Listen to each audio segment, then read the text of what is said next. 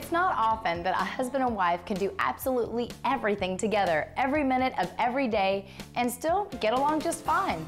Keifer and Shawna Thompson's two very different personalities and musical approaches found a perfect match together, both as a married couple and as the hot new duo Thompson Square. The couple has had success with their recent hit, Are You Going to Kiss Me or Not?, and are releasing their self-titled debut album this week on Stoney Creek Records. We caught up with them to talk about their new music. Hi, I'm Kelly Lynn, and we are sitting down today talking to Thompson Square. How are y'all? Great. How are you doing? I'm good. You should be great. They have a current single, and it's a very good song. Are You Gonna Kiss Me or Not? And it's climbing the charts really fast. It's doing pretty good, yeah. We're pretty happy about it. Talk a little bit about that, because you guys, this is your first single, and you're a husband and wife duo, which is so cool. I think it's so neat that you get to work together every day. And I guess let's start with, how did you find this single? It's a song that Jim Collins and David Lee Murphy wrote, and it's just one of the outside songs. We got pitched a lot of songs for this project, and it was just one of those ones that just stuck out. And the first time we heard it, we just all fell in love with it, and it was just like... It's pretty much our story, yeah. So we can relate to it, and we think that there's a lot of people out there that can relate to it. Yeah, so it kind of found us, I guess you would say.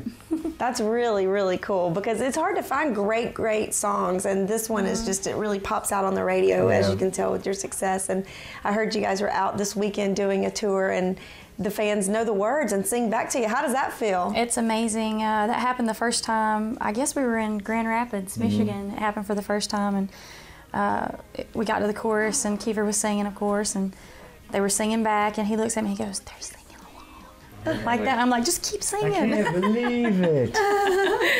So yeah, it's a dream come true. Because I mean, as an artist, I mean, you grow up and you always dream about people singing your song back to you, and to be able to live that is just, it's amazing. Are you gonna kiss me or not? You've had quite an exciting year. I saw that you got to perform at the Grand Ole Opry. Is that another dream come true? Absolutely. Yeah. We don't really get nervous a whole lot anymore. And that night, right before they announced our name, I had cotton mouth, and the hands were a little shaky. And then we get out there, and Keifer is usually a mile a minute talking, and that night he couldn't get a whole lot of words out. I was just kind of going, okay, thanks. It was weird. I mean, ever since I was a little kid, my parents have been a huge fan of the opera and stuff. So I was brought up just pounding that. That's the most important stage in the history of music, and so I've always believed that and still believe that. And it's to be able to walk out on the stage, especially when it was at the Ryman, it meant even that much more to us, because that's just the mother church, and so many people have been there before us, and it was just like, it's weird. I mean, you hear people say, you can feel the spirits, you could feel everyone's. I was like, whatever. But you can. I mean, there's something going on there, Definitely. It's a very spiritual place. It's amazing. Let's take it all away. Let's talk a little bit more about the album. You wrote a lot of the songs on the album. What's one of your favorite ones that we need to... That's hard. It's like picking your favorite child. I Don't Want to Miss You is probably one of my favorites. Don't Want to Miss You, and Getaway Car is probably one of my favorites, just because it's a different way of saying. The overall theme of the album is kind of, I guess, love, I guess, if you had to pick a word. 'Cause I got you, yeah, you're red, missing piece that makes me feel. What's in the future?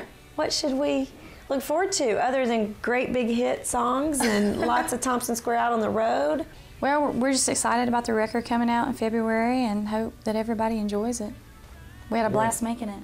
Yeah, we're just we're gearing up, still gearing up for this year, and seeing how we can get, and just gonna try to keep making good music and reaching new fans and friends. Enjoying every second of it. Trying to write some of it down so we don't forget every bit of it, because I just started doing that a little bit, because I mean, like the last year, I couldn't tell you half of what we did. Yeah, it goes by. I mean, it's like you run to the bed and fall asleep, and you're up the next morning doing stuff. So yeah, it's going to be a really busy year for us, and we're still laying the foundation for us, and we've got a lot of people working, and GAC and CMT's been awesome, and the radio's been killer.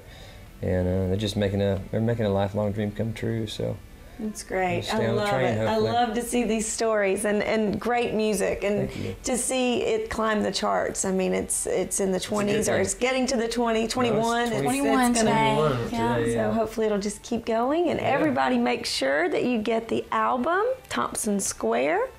And you guys just have fun. It was so nice to sit down and get to know you. Nice to see you. Thanks for your time. Thompson Square, everybody.